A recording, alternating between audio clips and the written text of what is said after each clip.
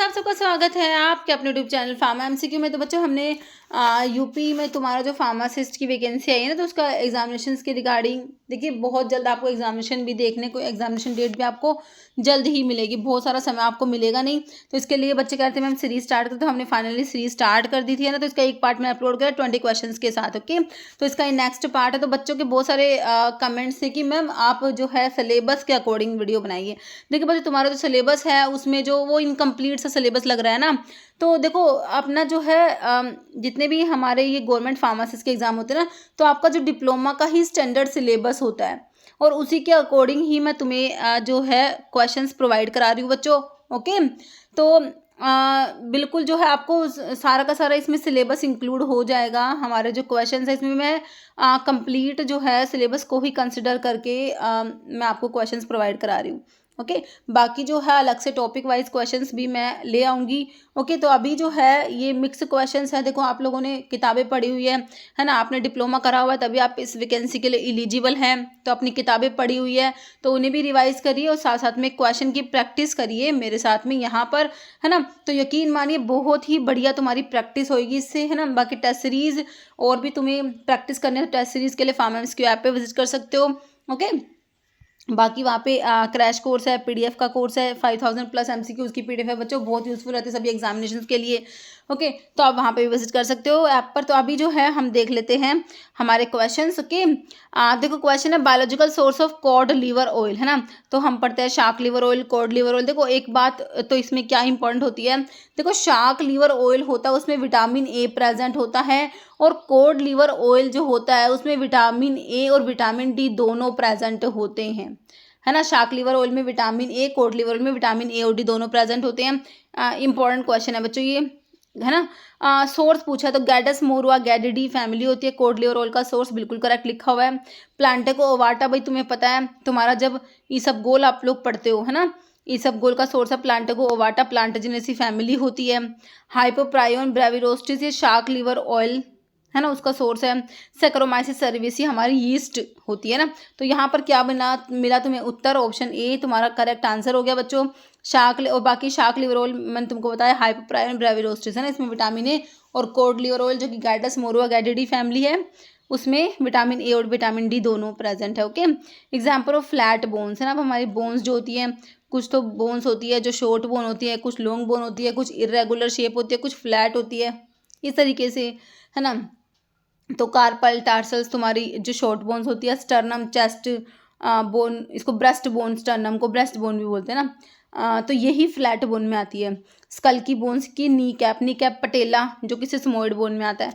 तो यहाँ पर तुम्हारा स्टर्नम होता है फ्लैट बोन में, ऑप्शन बी करेक्ट है। देखो लॉन्ग बोन्स में फीमर टिबिया फिबुला, ये सब लॉन्ग बोन्स है बच्चों। Femur tibia fibula radius ulna, है ना, ये सब ह्यूमरस, ये सब लॉन्ग बोन्स हैं। शॉर्ट बोन्स में कार्पल्स है, टार्सल्स होते हैं। इरेगुलर बोन्स हमारे वर्टिब्री हैं। फ्लैट बोन्स में स्टर्नम है, रिब्स हैं। सिस्मोइड बोन्स में पटेला जो कि नी कैप होता है। Okay, in dragon cosmetic the schedule dash describe Ayurvedic सिद्धा यूनानी पॉइजन, है ना। पॉइजनस ड्रग के लिए आपने शेड्यूल ई पढ़ा है, लेकिन अगर पॉइजन की बात हो आयुर्वेदा सिद्धा यूनानी के पॉइजन की बात के लिए हम शेड्यूल E1 पढ़ते हैं, पढ़ा हुआ है बिल्कुल। C1 दिया है, E दिया है, E1 दिया है, C दिया है। तो शेड्यूल सी में क्या आता है, बायोलॉजिकल एंड स्पेशल प्रोडक्ट्स आते हैं शेड्यूल सी में, और आपका आयुर्वेदा सिद्धा यूनानी के पॉइजन के लिए E1 हो जाएगा जो कि ऑप्शन सी करेक्ट है। कह primary goal of A pharmacist working in a pharmacy, भाई हमारे जो फार्मासिस्ट है ना, तो आप सब क्या हो, फ्यूचर फार्मासिस्ट ही तो हो, है ना। तो pharmacist working in a pharmacy, तो बताइए क्या है फार्मासिस्ट का goal, primary goal, customer satisfaction, dispense करना मेडिकेशंस को क्विक एंड एक्यूरेट मैनर में, मैनेजिंग कस्टमर्स की, क्लीनिंग द फार्मेसी।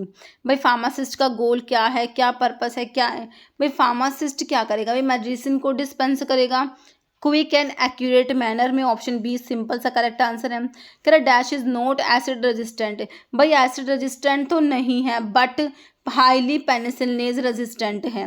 देखो पेनिसिलिनेज रेजिस्टेंट, पेनिसिलिन्स में हमारा मैथिसिलिन आता है बच्चों, क्लोक्सासिलिन भी आता है, लेकिन उन्होंने कहा एसिड रेजिस्टेंट नहीं है, तो methicillin is not acid resistant but highly penicillinase resistant होता है। Benzyl penicillin is penicillin G बच्चों, जो कि ये तो एसिड लबाइल ही होता है। एम्पिसिलिन हमारा एक्सटेंडेड स्पेक्ट्रम पेनिसिलिन्स में, अमीनो पेनिसिलिन्स में तुम्हें मैंने बताया था एम्पिसिलिन, बिकैम्पिसिलिन, अमोक्सिसिलिन। तो यहाँ पर क्वेश्चन है note acid resistant but highly penicillinase resistant, तो आंसर हो जाएगा हमारा option A. Okay, dash contain phenanthrene nucleus. Phenanthrene nucleus जो होता है, हमारी जो ड्रग्स हैं मोर्फिन, कोडीन, थिबेन, ये सब फिनेंथ्रीन एल्कलॉइड्स हैं, फिनेंथ्रीन न्यूक्लियस इनमें प्रेजेंट है। Reserpine is very important drug, anti hypertensive होता है, एंटी हाइपरटेंसिव होता है। रिजर्पिन इंडोल एल्कलॉइड में आता है। हमारा जो रोवोल्फिया पढ़ते हो इंडोल एल्कलॉइड में, sarpagandha, Rauwolfia, serpentina, snake like root, इसमें रिजर्पिन प्रेजेंट होता है। ओके, इंडोल एल्कलॉइड है, एंटी हाइपरटेंसिव है। मॉर्फिन, कोडीन, थिबेन हमारा जो आइसोक्विनोलिन एल्कलॉइड में, आप जब ओपियम पढ़ते हैं, ओपियम में दो टाइप के एल्कलॉइड है, एक बेंजाइल आइसोक्विनोलिन एल्कलॉइड जिसमें कि तुम्हारा पापावरिन आता है, एक होते हैं इसमें फिनेंथ्रीन एल्कलॉइड जिसमें कि मॉर्फिन, कोडीन, थिबेन आते हैं। ओके, एफेड्रिन एफेड्रा में प्रेजेंट होगा जो कि एमिनो एल्कलॉइड में आता है। विनक्रिस्टिन, विनब्लास्टिन तुम्हारे विनका में प्रेजेंट है जो कि इंडोल एल्कलॉइड में आता है ना। ऐसे पूछते हैं कि भाई कौन सा जो है तुम्हारा एंटी कैंसर ड्रग तुम्हें प्लांट से मिल रहा है ना, विनक्रिस्टिन, विनब्लास्टिन, विनका जो है विनका से मिलते हैं ये, विनक्रिस्टिन, विनब्लास्टिन विनका में प्रेजेंट है, विनका इंडोल एल्कलॉइड में आता है। ठीक है, तो यहाँ पर आंसर क्या बना बच्चों हमारा, मॉर्फिन बना, सिंपल सा ऑप्शन बी करेक्ट है, बिल्कुल सही है। जैसे dash is short acting barbiturates, देखो diethyl ether, cyclopropane, halothane, thiopentone, thiopentone और methohexitone ultra short acting barbiturates में आते हैं। ऑप्शन डी करेक्ट है। Following is an example of strong triprotic acid, boric acid H3BO3 होता है ना, बाकी फॉस्फोरिक एसिड है, acetic acid, sulphuric acid. Triprotic acid is phosphoric acid, बच्चों ऑप्शन बी तुम्हारा करेक्ट हो जाएगा। कह रहे फॉस्फोरिक एसिड का फॉर्मूला देख लो क्या होता है, H3PO4 होता है। ट्राइप्रोटिक एसिड है क्यों, क्योंकि ये this contain three ionisable hydrogens present है इसमें, ये जो H3 है 3 आयनाइजेबल हाइड्रोजन एटम है पर molecule which can donate as a proton in 3 successive stages. Okay, बाकी सल्फ्यूरिक एसिड H2SO4 होता है, ये डायप्रोटिक में आ जाएगा। एसिटिक एसिड मोनोप्रोटिक है ना, तो बोरिक एसिड भी मोनोप्रोटिक ही है, तो यहाँ पर तुम्हारा फॉस्फोरिक एसिड आ जाएगा answer. Agent used in an animate object to produce anti microbial activity, है ना, तो ये जर्मिसाइड्स है, डिसइंफेक्टेंट, सिस्टमिक एंटीसेप्टिक्स, एंटीसेप्टिक्स। तो बच्चों ये डिसइंफेक्टेंट होते हैं जिन्हें इनएनिमेट मतलब कि नॉन लिविंग सरफेस जैसे कि फ्लोर हो गया है ना, वहाँ पर हम अप्लाई करते हैं, वो आपके डिसइंफेक्टेंट होते हैं। एंटीसेप्टिक जो है वो लिविंग थिंग्स पे अप्लाई करेंगे और डिसइंफेक्टेंट नॉन लिविंग आइटम्स पे। ओके, तो ऑप्शन आपका डिसइंफेक्टेंट हो गया बी, ऑप्शन बी।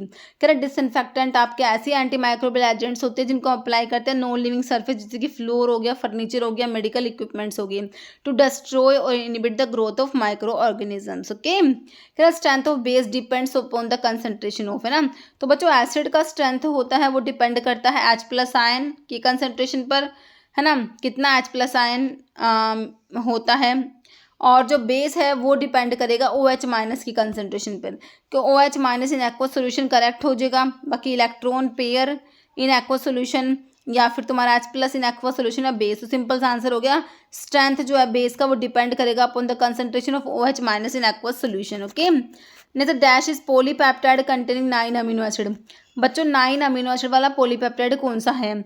एक तो मैं तुम्हें कहाँ बताती हूँ नोना पेप्टाइड होते हैं कौन, जब आप पोस्टीरियर पिट्यूटरी के हॉर्मोन्स की मैं बात करती हूँ, जो पोस्टीरियर पिट्यूटरी ग्लैंड जो आपकी होती है, पिट्यूटरी ग्लैंड, इसकी जो पोस्टीरियर लोब होती है उसके जो हॉर्मोन्स होते हैं ना, कौन कौन से, एक तो वैसोप्रेसिन है जो कि एंटी डाययूरेटिक हार्मोन है, दूसरा ऑक्सीटोसिन। बच्चों ये ना बनते नहीं यहाँ पर, इनका प्रोडक्शन होता है हाइपोथैलेमस में, वहाँ से पोस्टीरियर पिट्यूटरी में आके स्टोर हो जाते हैं और यहाँ से रिलीज होते हैं।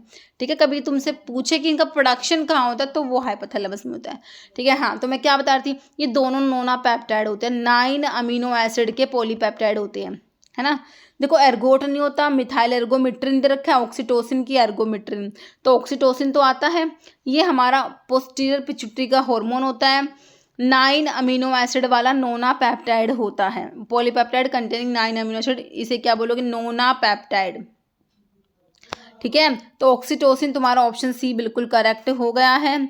कि इन विच ईयर वो the essential commodities act established, 1985, जिसमें कि आपका ड्रग वो आता है ना, कौन सा, NDPS, narcotic drug and psychotropic substance act, NDPS आपका 1985 का है। 1955 हमारा आंसर करेक्ट हो गया।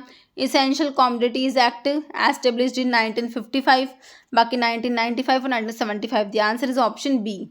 Drug which precipitate surface proteins are known as, जो सरफेस प्रोटीन को प्रेसिपिटेट करा दे रहे हैं, दीज आर नोन एज, बताइए। जर्मिसाइड्स, दी एस्ट्रिंजेंट्स, एंटीसेप्टिक की बैक्टीरियोस्टैटिक। देखो बैक्टीरियोस्टैटिक जो है वो बैक्टीरिया की ग्रोथ को इनिबिट कराते हैं बच्चों, और एक टर्म आती है बैक्टीरिसिडल, सिडल मतलब कि बैक्टीरिया को किल करा देते हैं, याद रखना। तो यहाँ पर तुम्हारा जो सरफेस प्रोटीन को प्रेसिपिटेट कराते हैं वो आपके एस्ट्रिंजेंट्स होते हैं, जैसे कि टैनिन्स, है ना, एस्ट्रिंजेंट प्रॉपर्टी रखते हैं। फॉलोइंग इज करेक्ट, तो बच्चों क्या करेक्ट है, कह रहे pH प्लस POH 7 के इक्वल होगा, pH माइनस POH इक्वल 2 होगा 14, pH प्लस POH होगा 14 के इक्वल है, फिर pH minus POH equal to 0। तो बच्चों pH प्लस POH क्या होता है 14, ऑप्शन जो है सी करेक्ट है। कह रहा dash is a suitable indicator, कह रहा है इंडिकेटर बताना है for the titration of strong acids और वीक अल्कली के लिए। भाई स्ट्रॉन्ग एसिड है, वीक अल्कली है, इंडिकेटर बताओ। फिनोफ्थलीन दिया है, मिथाइल रेड दिया है, मिथाइल ऑरेंज दिया, यूनिवर्सल इंडिकेटर। तो यहाँ पर तुम्हारा मिथाइल ऑरेंज जो होता है वो यूज़ करेंगे किसके लिए बच्चों, जब टाइट्रेशन करते हैं हम स्ट्रॉन्ग एसिड की वीक बेस के साथ में। स्ट्रॉन्ग एसिड जैसे कि HCl हो गया, वीक बेस जैसे कि अमोनिया हो गया, है ना।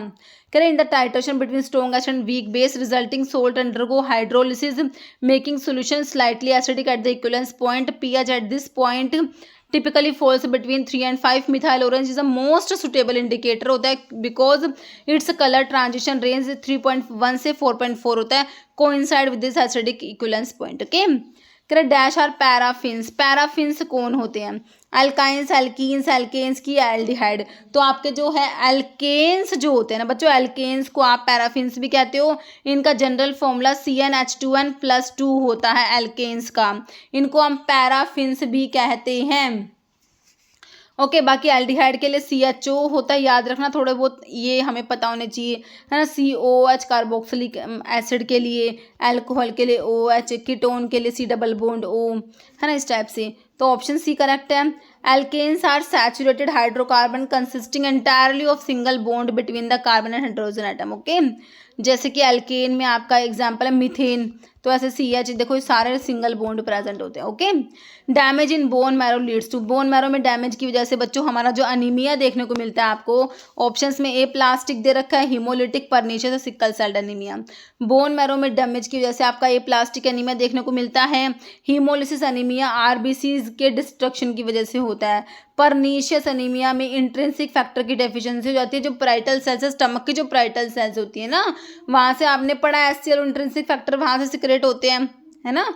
तो इंट्रिंसिक फैक्टर इंट्रिंसिक फैक्टर क्या करता है बच्चों, B12, विटामिन B12 का अब्जॉर्प्शन कराता है। अब ये इंट्रिंसिक फैक्टर नहीं है तो B12 का अब्जॉर्प्शन नहीं हो पाता, जिसकी वजह से परनीशियस एनीमिया देखने को मिलता है। ओके, और यहाँ पर सिकल सेल्ड एनीमिया में जो RBCs की शेप जो सिकल्ड शेप की RBCs जाती है। तो यहाँ पर ऑप्शन ए तुम्हारा सिंपल सा करेक्ट है। करें scientific research is the primary source of review article, text book, drug information database. तो ड्रग इन्फॉर्मेशन के जो सोर्स है वो प्राइमरी सोर्स में हमारा साइंटिफिक रिसर्च आता है, जर्नल्स आते हैं। ओके, तो ऑप्शन सी करेक्ट है। करें dash is study of how body interact with administered substance for the entire duration of exposure. तो हमारी बॉडी जो है बच्चों वो कैसे इंटरैक्ट करती है, what body does to the drug. वही जो मैंने तुमको बता रखा है, फार्माकोलॉजी की 2 मेन ब्रांच कौन कौन सी, फार्माकोकाइनेटिक होता है, फार्माकोडायनेमिक होता है। डायनेमिक में what drug does to the body, kinetic में what body does to the drug, है ना। तो ADME की स्टडी पढ़ता है काइनेटिक में, और डायनामिक में आप ड्रग का जो जाकर रिसेप्टर से बाइंड करके फार्माकोलॉजिकल एक्शन ड्रग का आता है, ये सब पढ़ते हैं। ओके, तो यहाँ पर पूछा बॉडी कैसे इंटरैक्ट करेगी, how body interact with administered substance, है ना। मतलब what body does to the drug, तो ड्रग का बॉडी क्या करेगी, एब्जॉर्प्शन, डिस्ट्रीब्यूशन, मेटाबॉलिज्म, एक्सक्रीशन करेगी, ये सब फार्माकोकाइनेटिक में मैंने तुमको बताया, है ना। बायो एक्टिवेशन या बायो ट्रांसफॉर्मेशन फार्माकोडायनेमिक या kinetic, this is pharmacokinetic. Pharmacodynamic में what drug does to the body. Okay, bio transformation मतलब होता है मेटाबॉलिज्म, मेटाबॉलिज्म को बायो ट्रांसफॉर्मेशन कहते हैं। इसमें हमारे फेज 1 फेज 2 रिएक्शंस काफ़ी इंपॉर्टेंट है। फेज 1 में oxidation, reduction, hydrolysis, cyclization, decyclization reactions आते हैं। फेज 1 जो कि नॉन सिंथेटिक रिएक्शंस होती है, फंक्शनलाइजेशन रिएक्शंस भी बोलते हैं। और फेज 2 जो कि सिंथेटिक रिएक्शंस होती है, फेज 2 रिएक्शंस है ना, जिसमें कॉन्जुगेशन रिएक्शंस आती है। ग्लूकोनाइड कॉन्जुगेशंस आता है बच्चों, एसिटाइलेशन आता है, इसमें मिथाइलेशन आता है, sulphate conjugations, glycine conjugation, glutathione conjugation से सब इसमें आते हैं। कॉन्जुगेशन रिएक्शंस फेज 2 रिएक्शंस में आती है ना। काफ़ी इंपॉर्टेंट है, काफ़ी बार इसके ऊपर भी क्वेश्चन बनाए। तो यहाँ पर तुम्हारा आंसर मेरे हिसाब से करेक्ट हो चुका है। कौन सा? हमारा फार्माकोकाइनेटिक, कि भाई what body does to the drug. तो इसमें एडीएमई का स्टडी हम लोग पढ़ते हैं, absorption, distribution, metabolism and excretion आता है। ओके, ऑप्शन डी करेक्ट है। In relation to any other drug और cosmetic and inspector is appointed by central और state government under section dash of the drug and cosmetic act. तो drug inspector की बात हो रही है बच्चों। ड्रग इंस्पेक्टर की अपॉइंटमेंट के लिए हमारा सेक्शन 21 होता है। तो यहाँ पर तुम्हारा 10, 21, 22, 24 दिया है, तुम्हारा ऑप्शन बी करेक्ट हो जाएगा। ड्रग इंस्पेक्टर के अपॉइंटमेंट के लिए सेक्शन 21 आता है। ओके, तो यहाँ पर ऑप्शन बी करेक्ट हो जाएगा। ओके बच्चों, तो इतने ही क्वेश्चंस थे आज की वीडियो में। मिलते हैं बच्चों आप लोगों से नेक्स्ट वीडियो में। Okay, thank you so much.